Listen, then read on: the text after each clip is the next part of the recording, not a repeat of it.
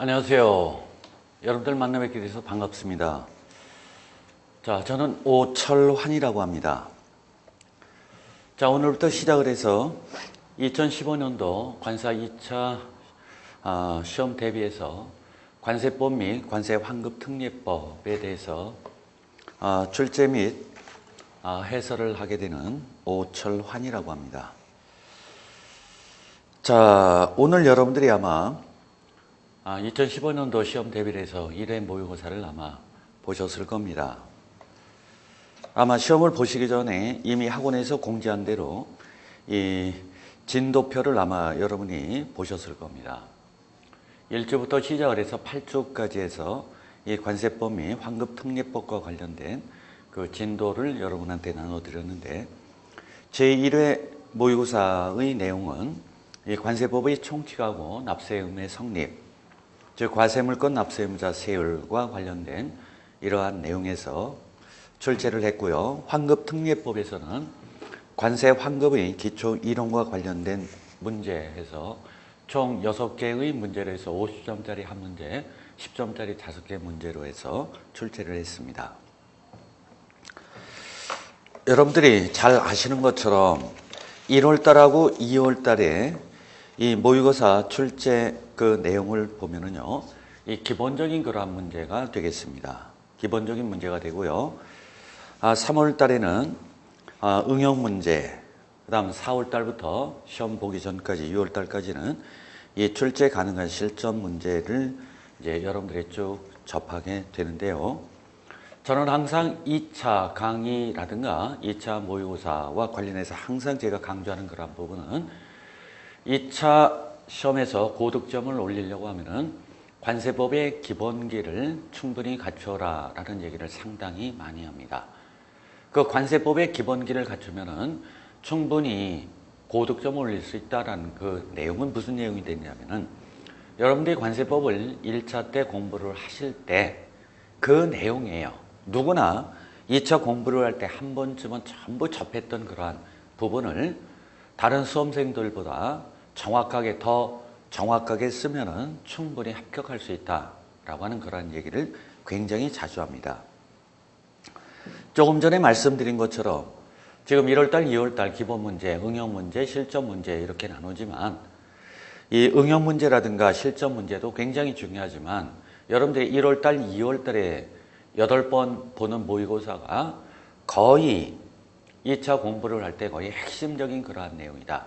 그것만 잘 알고 계시면은 응용 문제다, 실전 문제다라고 하는 것은 뭐 충분히 조금만 여러분들이 노력을 하시면은 충분히 쓸 수 있는 그러한 부분이고, 그러한 부분은 나중에 기회가 되면은 여러분한테 한번 말씀을 드릴 그러한 예정이니까 올 1회 문제부터 시작을 해서 하여간 정확하게 여러분들이 정리를 해 두시면 그게 기반이 돼서 여러 가지 실전 문제, 응용 문제 충분히 할 수 있다라고 하는 것을 말씀을 드릴 수 있습니다.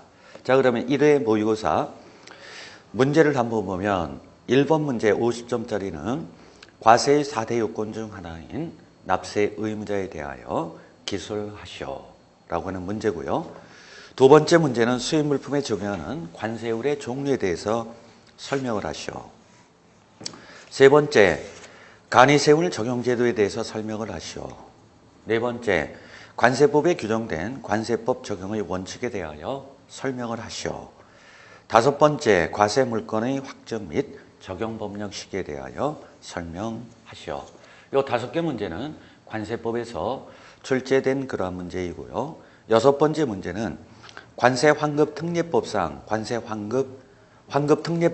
관세환급특례법의 목적, 환급 대상의 조세, 환급특례법에 의한 관세환급의 이론적 배경 및 환급특례법에 따른 관세환급제도의 실시 효과에 대하여 설명을 하시오 라고 하는 이러한 6개의 그러한 문제를 여러분들이 풀으셨을 겁니다. 자, 그러면 1번 문제를 한번 보도록 하죠. 1번 문제가 과세 4대 요건 중 하나인 납세 의무자에 대하여 기술하시오. 50점짜리가 되겠습니다. 자, 말씀을 드리면은 이 50점짜리의 경우는 여러분들이 어떻게 기술을 하느냐 하면은 크게 제일 첫 번째는 이 서설 부분이다 라고 하는 부분이 있고요. 그 다음 두 번째의 경우는 쓰고자 하는 이러한 본론, 즉 묻고자 하는 핵심적인 내용을 두 번째 쓰시고요. 세 번째의 경우는 결어라고 하는 이러한 체제를 해서 여러분들이 구성을 해 주시는 것이 좀 좋지 않을까 이렇게 생각이 됩니다. 이때 서설 부분은 관세법에서 50점짜리로 출제가 됐을 때 서설 부분은 거의 정형화를 시켜놓으면 가장 좋습니다. 그 서설 부분에 쓰는 내용은 이 관세법의 의의에 대해서 좀 기소를 해 주시면 좋겠고요. 두 번째는 관세법의 목적하고요. 세 번째는 관세법의 성격, 이것을 기술을 해 주시면 되겠습니다. 50점짜리는 항상 이것을 정형화시켜서 정리를 해 두시면 아주 좋은 그러한 내용이다. 이것을 말씀을 드릴 수가 있습니다. 그래서 이 관세법의 의의라고 하는 부분은 한마디로 얘기를 해서 관세법이라고 하는 것은 관세선을 출입하는 물품에 대해서 규제하는 법으로 관세 행정이 기초가 되는 법이다. 이렇게 개념을 정리할 수 있고요. 이 해설지를 보면은 뭐 여러 가지로 설명을 해놓고 있습니다. 여러 가지로 설명을 해놓고 있는데 핵심적인 부분은 이 지금 금방 말씀드렸던 그 개념 정리가 되겠고요. 그 해설지에 관세법의 의의를 보면 우리나라는 수출이 거래되는 물품에 대하여 대외무역법, 외환거래법, 관세법 이외에 여러 개의 개별법에 의해서 관리를 하고 있는데 관세법은 무역의 3대 법규 중 하나로 관세 영역, 즉 관세선을 출입하는 물품에 대하여 규제하는 법으로 관세 행정의 기초가 되는 법이다. 관세법은 조세법률주의에서 요구하고 있는 과세물건, 납세임자 세율, 과세표준 등 과세 요건을 비롯하여 관세의 부과 징수 절차, 통관 절차, 보세제도, 벌칙 등 기타 세부 사항까지 규정을 하고 있다. 해설지 보면 뭐 여러 가지 그러한 말이 있게 되는데 뭐 여러분들이 정리를 잘 했다고 하면은 뭐 그러한 내용도 부수적으로 해 두시면 되고 간략하게 관세법의 의의에 대해서 써 주시면 되겠고요.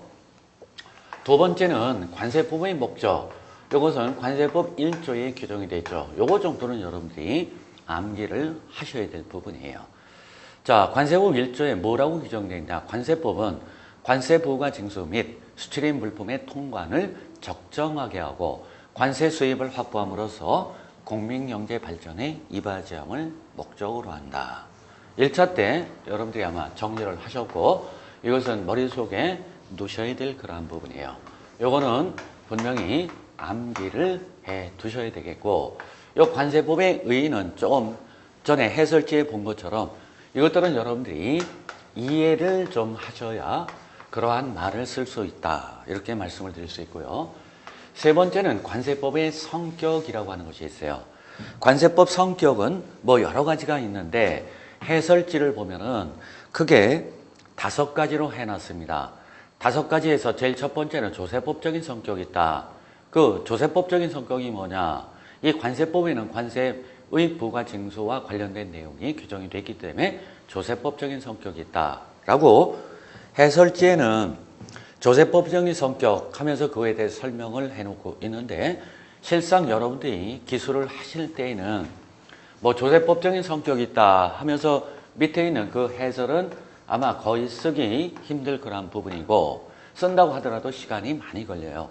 이것은 간단하게 조세법적인 성격, 통관법적인 성격, 준사법적인 성격 등등 이러한 성격이 있다. 뭐 한 줄 내지 한 2줄 정도로 기술을 해 주시면 되겠습니다.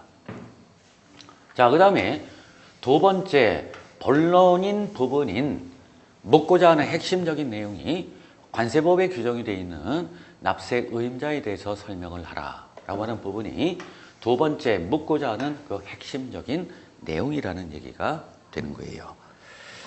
자, 해설지 두 번째 보면 납세의무자, 이것은 식구조의 규정이 납세 의무자에 대해서는 식구조에서 규정을 하고 있는데 이 식구조에 보면은 어떻게 구성이 되느냐면 1항부터 시작을 해서 10항까지 10개의 항으로 규정된 것이 식구조라고 이렇게 얘기를 할 수가 있습니다. 자, 그러면 식구조에 규정이 되어 있는 납세 의무자에 대해서 여러분들이 어떻게 쓰셔야 되겠느냐라고 하는 부분이에요. 여러분들이 2차 공부를 위해서 여러 가지 방법을 해서 아마 정리를 하셨을 텐데, 정리해서 한번 해봐서 아시겠지만은 2차의 경우 관건은 뭐냐면은 문제가 출제가 됐을 때 어떻게 쓰느냐라고 하는 이 목차를 어떻게 구성을 하느냐라고 하는 목차 구성이라고 하는 것이 2차 쓸 때 가장 어려운 그러한 부분이에요. 어려운 부분이에요. 1차 공부를 했기 때문에 납세 의무자에 대해서 설명을 드리면은 여러분들이 대부분 아시는데 실상 답안지를 주고 기술을 하라고 했을 때는 상당히 힘든 그러한 부분이에요. 아마 2차 공부의 관건은 문제에 대한 목차를 어떻게 구성을 하느냐라고 하는 그러한 부분이에요. 그것 때문에 여러분들이 많은 그러한 고민을 했고요. 또한 여러분 나름대로 서브노트를 작성을 해서 이러한 목차로 이러한 내용을 쓰겠다라고 여러분들이 분명히 준비를 많이 하셨을 거예요. 그런데 실상 서브노트 등등을 만들어 놓고 목차 구성을 해놓고 그것을 외웁니다. 지금 여러분들 좀 전에 말씀드렸던 진도별로 어떤 내용에서 출제가 되겠다라고 예시를 했기 때문에 그와 관련된 부분을 여러분들이 준비를 해서 여기 오셔서 시험을 보실 거예요. 그 경우는 그래도 점수가 조금 좀 난데 전 범위에서 출제를 했을 때 한 번쯤 내가 정리를 했던 부분인데 그 다음에 볼 때에는 똑같은 내용을 뭐 2개월 있다 한 번 다시 본다고 하면 첫 번째 진도별로 정리했던 그때보다는 훨씬 여러분들이 못 써요.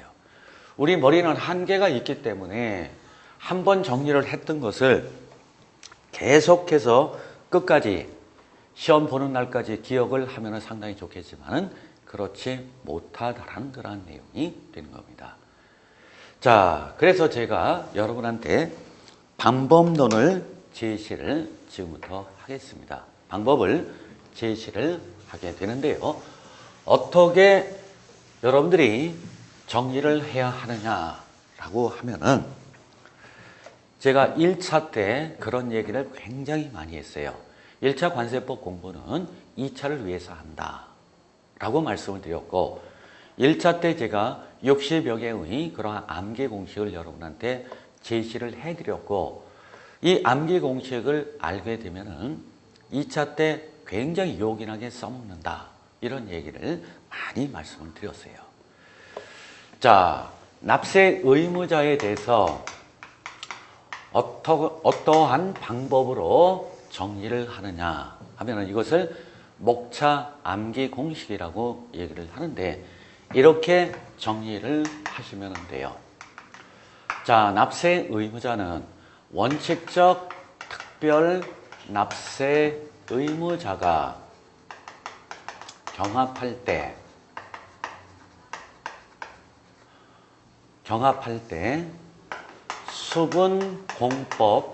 수분공법 연대하여 이보 승계 양도한 기타의 납세 의무자가 종류이다.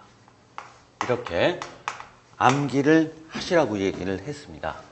요거 1차 때 정리했던 부분이에요. 이것을 2차에 가서 끌어오시면 되는데 자, 요거를 요 위에다가 본래의 납세 의무자다. 요것을 뭐라고 하느냐면 확장된 납세 의무자다. 요것을 기타의 납세 의무자다.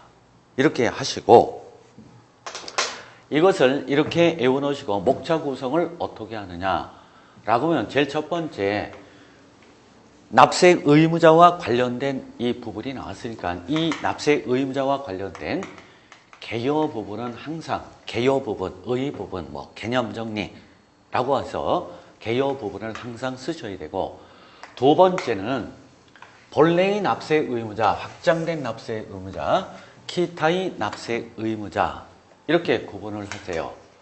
자, 본래의 납세 의무자. 그 다음 세 번째는 확장된 납세 의무자. 그 다음 네 번째는 기타의 납세 의무자. 이렇게 구분을 하시고, 요 본래의 납세 의무자는 여기에 원칙적인 납세 의무자, 두 번째 특별 납세 의무자. 이것은 종류는 아니지만 경합이라고 하는 부분. 원칙적인 납세 의무자하고 특별 납세 의무자가 납세 의무에 대해서 경합을 할 때 특별 납세 의무자가 납세 의무를 진다. 그럼 본래의 납세 의무자는 이것을 얘기를 하는 거기 때문에, 그럼 이 본래의 납세 의무자와 관련해서 목차를 쓴다라고 하면 본래의 납세 의무자가 뭐냐라고 하는 의 부분하고요. 두 번째 원칙적인 납세 의무자. 그다음 여기 있는 세 번째 특별 납세 의무자. 그다음 네 번째는 경합이라고 하는 거예요.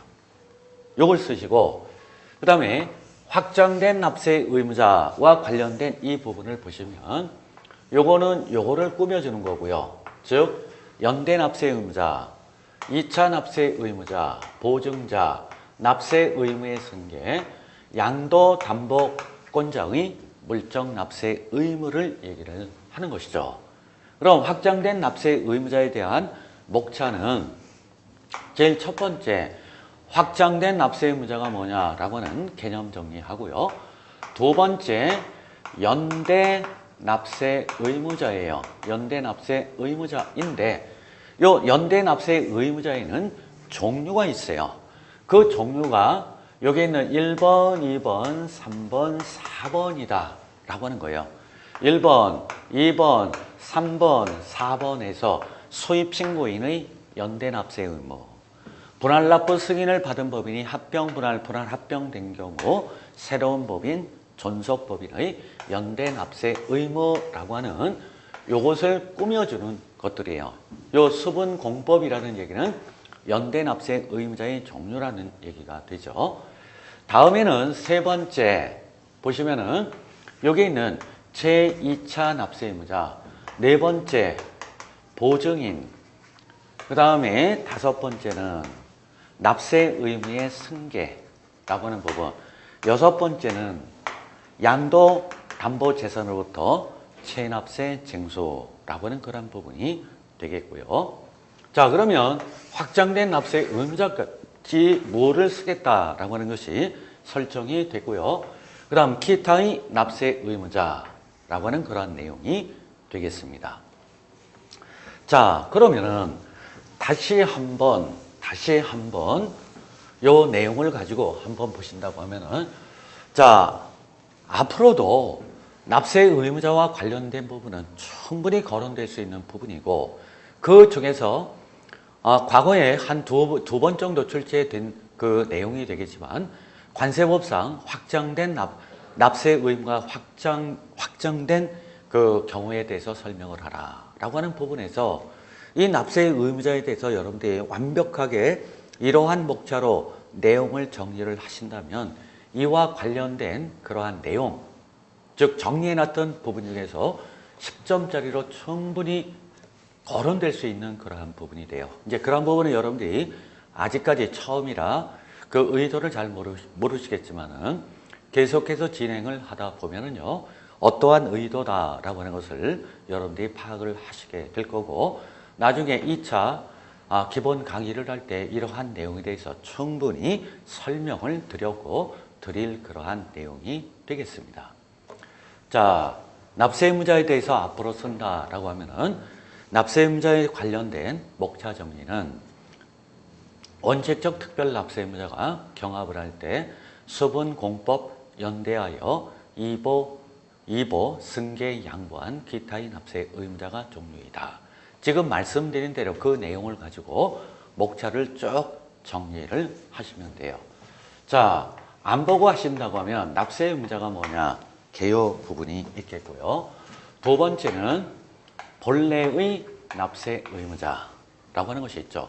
그럼 본래의 납세 의무자가 뭐냐? 개념 정리를 해야 되고, 두 번째는 원칙적인 납세 의무자, 세 번째 특별 납세 의무자, 네 번째 경합이라고 하는 것이 이렇게 있게 되죠.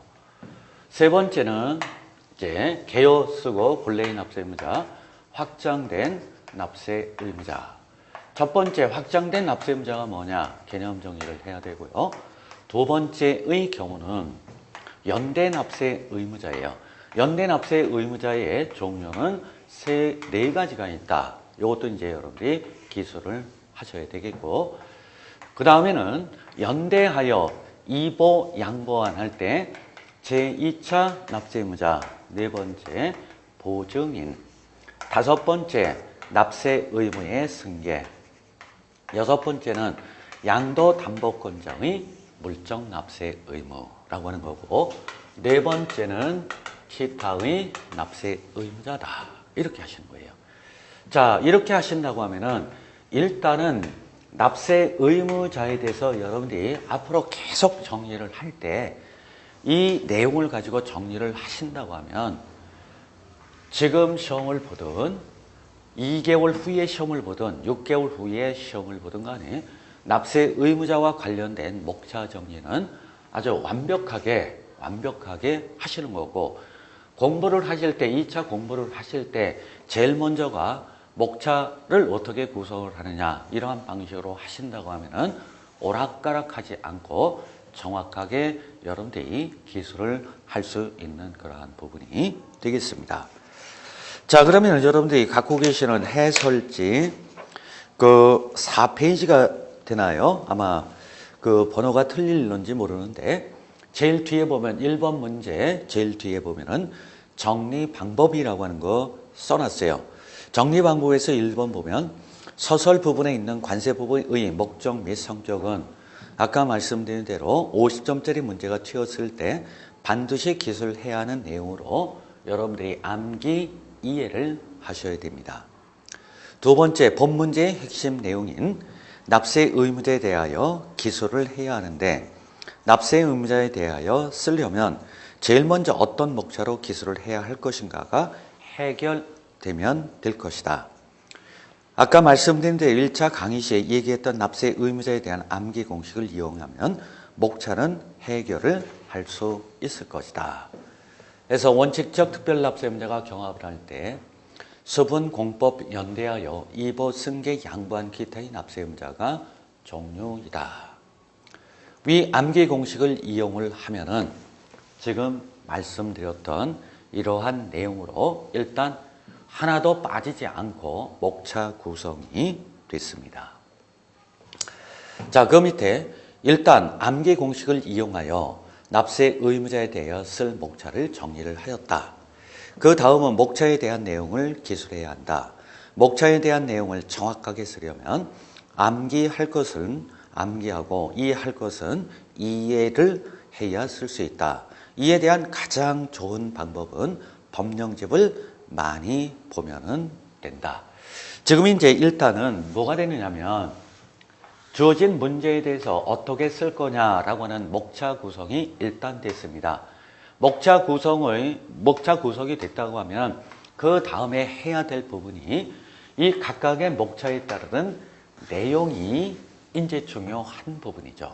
그럼 어떻게 이 내용을 정리를 해야 하느냐라고 하는 것이 이제 두 번째 방법이 돼서 이 첫 번째하고 두 번째 방법만 해결이 된다라고 하면은 여러분들이 충분히 고득점을 올릴 수 있는 부분이고 거의 완벽하게 2차 공부를 준비했다. 이렇게 말씀드려도 과언이 아니죠. 자, 해설지 보면 계속 보면 이에 대한 가장 좋은 방법은 목차에 대한 핵심적인 내용, 이것을 앞으로는 키워드라고 얘기를 할 겁니다. 핵심적인 내용을 평소에 정리하면 된다. 방법은 아래와 같고 이것을 2차 공부를 할 때 핵심적으로 해야 한다. 강의가 아닌 지금 이 해설지에 대해서 뭐 글로 표현을 하고 지금 말씀드리고 첫 번째 시간이 되기 때문에 충분히 그 의도를 여러분한테 지금 첫 시간에 대해서 충분히 전달을 못하지만은 계속해서 2회, 3회 등등해서 핵심적인 내용을 계속 말씀을 드리면 여러분들이 어느 정도 이 파악이 될 겁니다. 자, 그러면은 이렇게 목차를 설정을 했다. 각각의 내용은 어떻게 공부를 하느냐라고 하면은 각각의 내용에 대한 핵심적인 내용,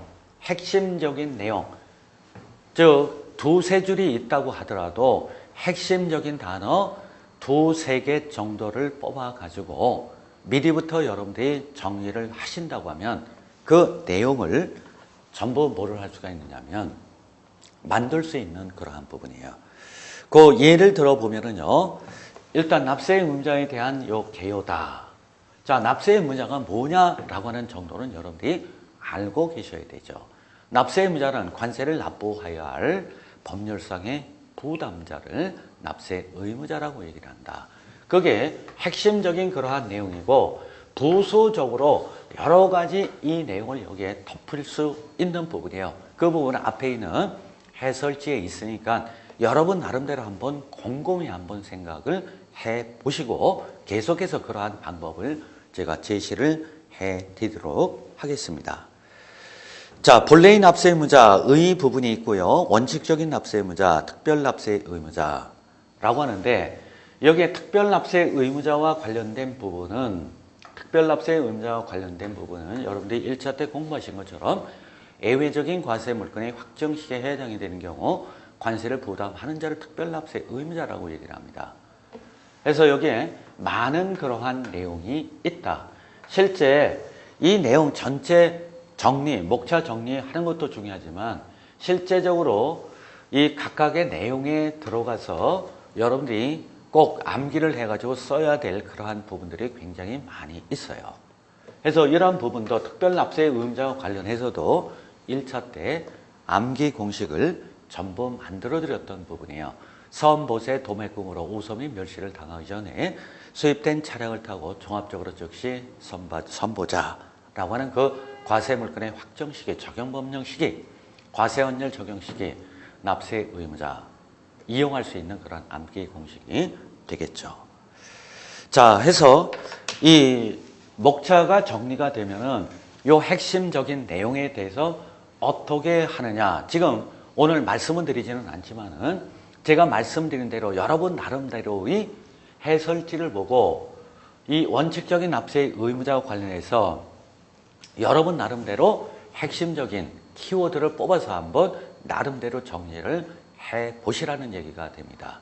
그것들을 계속해서 앞으로 방법을 제시를 해드리겠다라는 얘기가 됩니다. 그 얘기는 앞에 있는 해설지에 있는 처음부터 끝까지 여러분 나름대로 목차 정리는 제가 제시를 해드렸고 내용을 어떻게 하느냐 키워드를 뽑아서 간단하게 정리를 하는 것이 좋고 그 키워드를 가지고 계속 말을 만드는 그러한 요령을 나름대로 한번 터득을 해보시라는 얘기가 됩니다. 그런 부분은 나중에 말씀을 이렇게 드리도록 할 겁니다. 자, 해서 1번 50점짜리 문제는 그러한 내용으로 한번 여러분들이 꼭 해보시고 또 여러분들이 답안지를 제출을 하고 그 채점을 하고 또 여러분한테 이 동영상을 통해서 여러분들한테 얘기를 할 때 다시 한번 이렇게 말씀을 드리도록 할 겁니다. 자, 그 다음에 2번 문제를 보시면 수입물품에 적용하는 관세율의 종류와 세율 적용의 우선순위에 대해서 설명을 하시오. 관세법 49조에 보면 관세율의 종류에 대해서 규정을 하고 있고요. 관세법 50조에 보면 세율 적용의 우선순위에 대해서 규정을 하고 있습니다. 자, 관세율의 종류다라고 하는 부분이 있게 되는데 관세율의 종류다라고 하는 것은 여러분들이 1차 공부를 했기 때문에 관세율 종류는 어떤 것이 있다라고 하는 것을 알고 있을 거예요. 기본 세율이 있고 잠정 세율이 있고 세 번째 탄력 관세율이 있고 네 번째 국제협력 관세율이 있고 다섯 번째는 일반 특혜 관세율이 이렇게 있습니다. 그러면 아직 제가 여러분들 기술을 했던 답안지를 지금 보지 않아서 잘 모르겠지만은 나중에 얘기를 할 거예요. 아마 이거 기술을 하라고 하면은 기본 세율이 뭐다? 한 줄이나 두 줄. 요것도 한 줄이나 두 줄. 탄력 관세. 요것도 한 줄이나 두 줄. 네 번째 국제협력 관세 한 줄이나 두 줄. 일반 특혜 관세율 한 줄이나 두 줄. 이렇게 분명히 쓰실 거예요. 그래 제가 항상 얘기하는 그런 부분은 항상 문제가 나왔을 때에는 법상에 규정되어 있는 내용에 대해서 한번 정리를 할 때 완벽하게 정리를 하라는 얘기가 돼요. 관세율의 종류에 대해서 써라 라고 10점짜리로 출제될 수도 있고 또 뭐를 어떻게 출제가 되느냐면 국제협력 관세에 대해서 설명을 하시오 라고 이렇게 또 10점짜리로 출제가 될 수 있을 거예요. 그럼 이때 여기서 정리를 했던 국제협력 관세에 대해서 10점짜리로 기술을 하시오 라고 했을 때 두 줄 갖고 쓸 거예요. 그렇게 해서는 안 되고 국제협력 관세 73조라든가 78조라든가 79조라든가 80조에 규정되어 있는 내용을 쓰라라는 얘기가 되는 거예요. 미리부터 정리를 국제협력 관세 해서 10점짜리 출제가 됐을 때 10점짜리로 정리하고 50점짜리 나왔을 때 50점짜리로 정리하지 말고 한 내용을 정리할 때 법상에 규정된 내용을 다 미리부터 정리를 하라라는 그런 얘기가 되는 거예요. 여러분들 해설지를 보시면은 10점짜리인데 분량이 뭐 50점짜리 정도의 분량이다 이런 거 따지지 마세요. 10점짜리가 됐든 50점짜리가 됐든 묻고자 하는 내용에 대해서 법에서 규정하고 있는 내용을 처음부터 정리를 하자라는 얘기가 되는 거예요. 자, 그러면은 2번 문제와 관련해서 목차를 정리하는 그 방식이 있어요. 2번 해설지 제일 뒤에 보면은 정리 방법이 있습니다. 1번 우선 먼저 관세법상 관세율의 종류를 알고 있어야 하고 지금 말씀을 드렸죠. 이 정도는 여러분들이 알고 있어야 되고 혹시 모른다고 하면은 지금부터 알고 계시면 되죠. 알고 있어야 하고 관세율의 종류에 따른 관세법상 규정된 내용을 모두 기술을 해야 한다. 두 번째 마찬가지로 목차를 우선 먼저 알고 있어야 하는데 다음과 같은 목차 암기 공식을 이용을 하면 된다. 관세율의 종류로는 기본 잠정 탄력 관세율 및 협상의 범위를 결정하여 철회 수정에 대항 조치를 취하는 국제협력 관세와 적용 기준 결정 시 세율의 차등 및 수입 수량을 한정하여 취빈 개도국에 대한 특혜 관세의 공여를 정지 또는 배제하는 일반 특혜 관세율이 있다. 자, 보시면 관세율의 종류로는 기본 세율, 잠정 세율, 탄력 관세율 이것은 기술을 한다면 한 줄, 두 줄밖에 되는 분량이 그 정도밖에 되지 않는 거예요. 뭐 탄력 관세라고 하는 것도 여러분들이 아시는 것처럼 탄력 관세의 그 기본적인 내용, 종류를 쓸 때 여러 가지 그러한 내용이 있게 되는데 요 기본 세율의 종류를 얘기를 할 때는 탄력 관세의 개념 정리 정도하고 탄력 관세의 종류 정도만 기술을 해 주시면 돼요. 요거는 따로 떼가지고 탄력 관세 제도와 관련해서 이제 전체 정리를 해야 되는 그런 부분이에요. 여기서는 간단하게 종의하고 종류만 해주시면 되고 근데 네 번째 부분 국제협력 관세와 관련된 부분은 정리를 좀 해두셔야 돼요. 첫째 국제협력 관세가 뭐냐? 관세 협상이 뭐냐? 관세 양호가 뭐냐? 철회 및 수정의 요건이 뭐냐? 조치 사항이 어떤 것이냐? 라고 하는 이러한 내용을 쓴 것이 뒤에 보시면은 관세율의 종류로는 기본 잠정 탄력 관세율 및 협상의 범위를 결정하여 철회의 수정의 대항 조치를 취하는 국제협력 관세. 즉 국제협력 관세와 관련된 내용을 쓸 수 있는 그 목차를 전부 거기에서 목차 정리를 하도록 암기 공식에 있는 거고 마찬가지로 일반 특혜 관세와 관련된 부분도 76조, 77조에 규정되어 있는 이러한 내용을 쓰도록 목차가 구성이 되어 있는 부분이에요. 이렇게 해서 세율의 종류를 목차 암기 공식을 통해서 목차를 설정을 하면 앞에서 말씀드린 대로 각각의 내용에 대해서 여러분 나름대로의 키워드를 작성을 해서 정리해가지고 그 키워드를 통해서 해설지에 있는 내용 그대로, 즉 해설지에 있는 내용이 관세법에 규정이 되어 있는 그 내용이 됩니다. 그거를 바로 밑에 예시를 해놨으니까 아까 앞에서 말씀드린 대로 여러분 나름대로의 한번 키워드를 작성을 해보시라는 그러한 내용이 되겠습니다. 그 다음에 이제 관세율의 종류는 이렇게 정리를 하시고, 그 다음 50조에 규정이 되어 있는 2번 문제 두 번째 물었던 것이 관세율 적용의 우선순위예요. 1순위부터 6순위까지 그러한 내용이 있죠. 그 내용도 1차 때 다 설명드렸던 부분이에요. 즉 덤핑 물품에 대한 상계 조치로서 보복 긴급관세 및 긴급관세 및 특정급 물품 긴급관세로 농림축산물에 대한 특별 긴급관세를 조정하는 한편 할당관세 적용 물품에 대하여 계절에 따라 편익관세를 부과하고 있다. 이 탄력관세의 암기 공식을 이용을 해서 1순위는 덤핑부터 농림축산물에 대한 특별 긴급관세다 라고 하는 이러한 내용을 해서 정리를 해 두시면 되겠고요. 세 번째 문제를 보면 간이세율의 적용제도에 대해서 설명을 하라. 간이세율 적용제도는 관세법 81조 시행령 96조에 규정이 되어 있는 그러한 내용이 되겠습니다. 그러면 81조하고 96조에 있는 간이세율 적용제도를 정리를 할 때 미리부터 목차 정리가 안 되면 어떻게 쓸 건가? 정리가 안 된다고 하면 결국 뭐가 되느냐면 많은 내용이 빠진다라는 얘기가 되는 거예요. 그럼 간이세율 적용 제도에 대해서 목차를 어떻게 여러분들이 정리를 해놔야 되느냐. 3번 문제 해설지 뒤에 보면 정리 방법에서 간이세율의 적용에 대한 목차 정리는 다음의 암기 공식을 이용하면 정리하여 정리를 해봅시다.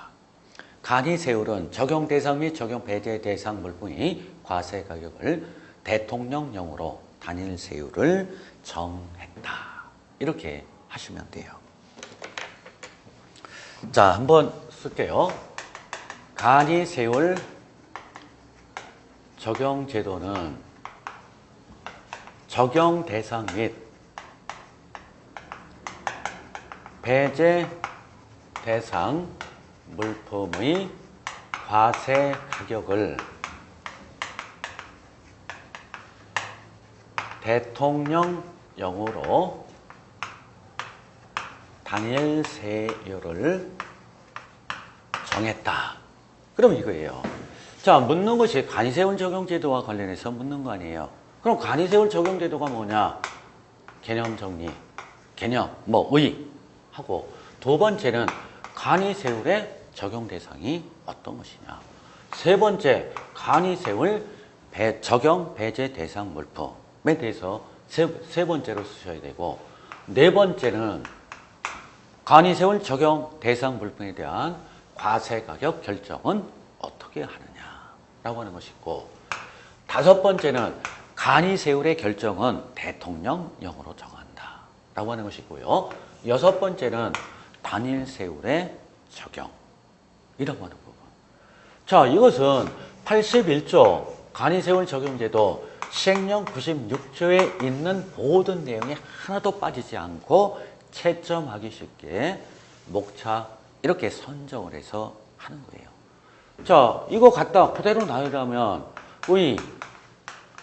여기는 적용 대상, 세 번째 배제 대상, 네 번째 과세 가격 결정, 다섯 번째는 결정권자, 여섯 번째는 있는 것처럼 단일세율 적용제도. 자, 의 같은 경우 키워드 작성을 하라고 얘기를 했죠. 여러분 나름대로 한번 해보세요. 방법은 제시를 해줬으니까. 또 해설지에 전부 있어요. 자, 간이세율 적용제도는 여러 종류의 세율을 통합한 하나의 세율을 적용하는 제도다. 다음에 간이세율 적용제도는 1차 때 암기 공식 말씀드렸어요. 여우 외탁이다. 여행자 또는 승무원의 휴대폰, 우편물, 물론 수입 신고해야 하는 우편물은 제외한다. 외국에서 선박 또는 항공기의 일부를 수리개척 기회에서 사용된 물품, 탁성품, 별성품. 그 다음 간이 세운 적용 배제 대상 물품은 암기 공식이죠. 무수히 많은 국가과의 종류와 범위를 감지하는 것은 상당히 고차원적인 일이다. 1차 때 했던 부분이에요.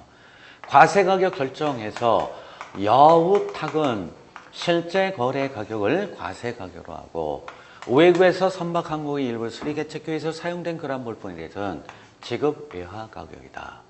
그 다음 간이 세율의 결정은 관세 임시 수입 부가세, 내국세의 세율을 기초로 하여 대통령령으로 정한다. 라고 하는 그런 부분이에요. 간이 세율 적용제도 1차 때 공부하고 2차 때 여러 번 공부를 했던 부분인데도 불구하고 한 번 딱 정리하면 항상 어느 때 문제가 출제가 되든 간에 항상 똑같은 목자로 똑같은 내용으로 정리를 해야 돼요. 근데 어렴풋이 정리를 하다 보면은, 즉 목차가 선정이 되지 않는다고 하면은 왔다 갔다 하는 그러한 부분이에요. 이러한 경우는 다른 수험생보다 여러 번 어느 수험생이 됐든 이것은 항상 공부를 했던 부분이에요. 그것을 다른 수험생보다도 훨씬 더 빼지 않고 정리를 해야 좋은 점수를 얻을 수 있다라는 얘기가 됩니다. 자, 그 다음에 4번 문제를 보면 관세법에 규정된 관세법 적용의 원칙에 대해서 설명을 하시오. 이거는 관세법 5조, 6조, 7조에 규정된 그러한 내용이 되는데 이거는 방법이 없고요. 5조, 6조, 7조의 법조문을 여러분들이 거의 좀 외우셔야 되는 그러한 부분이에요. 외우셔야 되는 그러한 부분이다.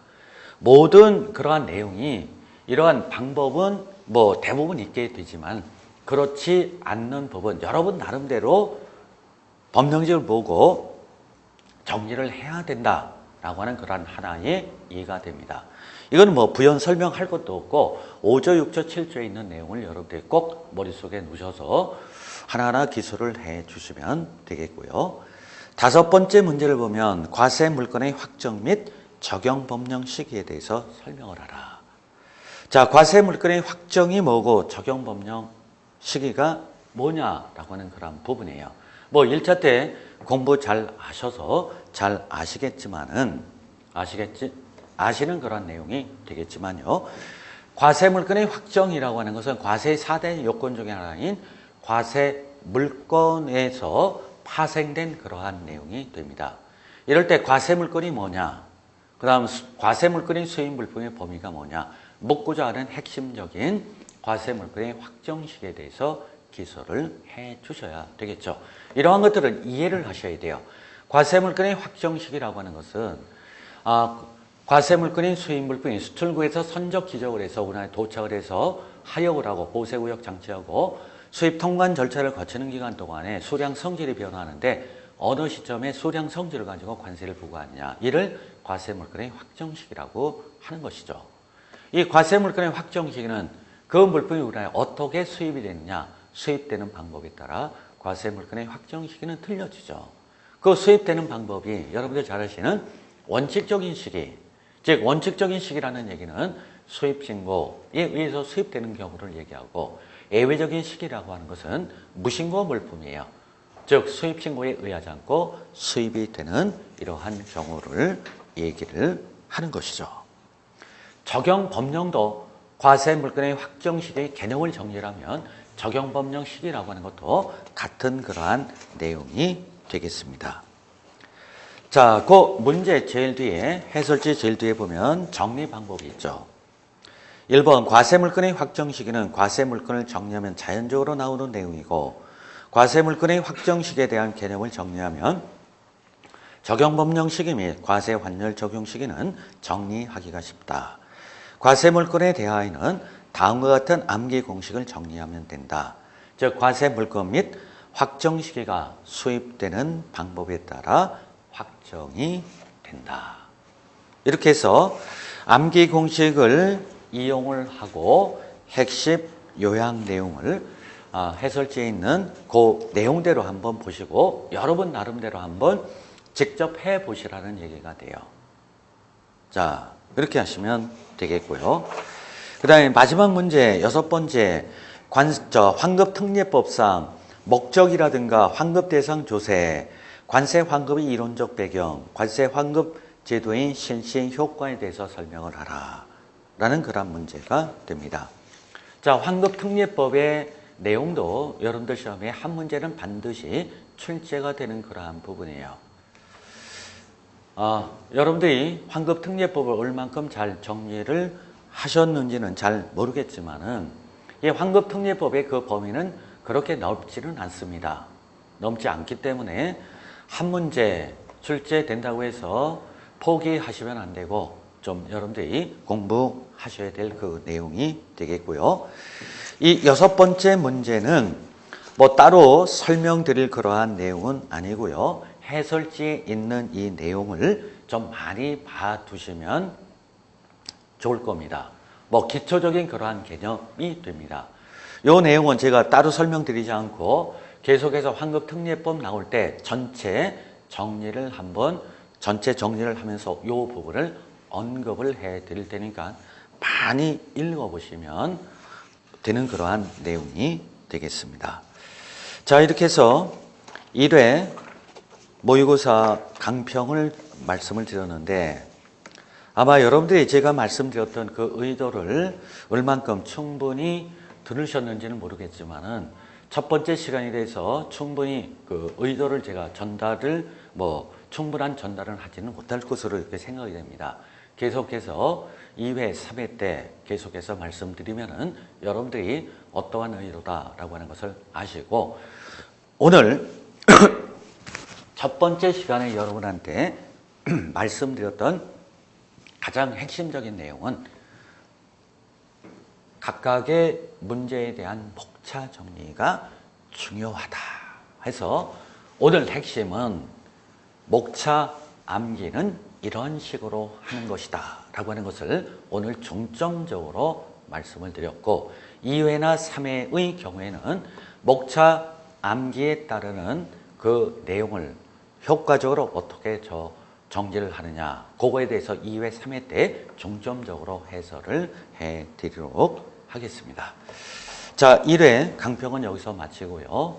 다음에 2회, 3회 때 계속 여러분들을 뵙도록 하겠습니다. 수고하셨습니다.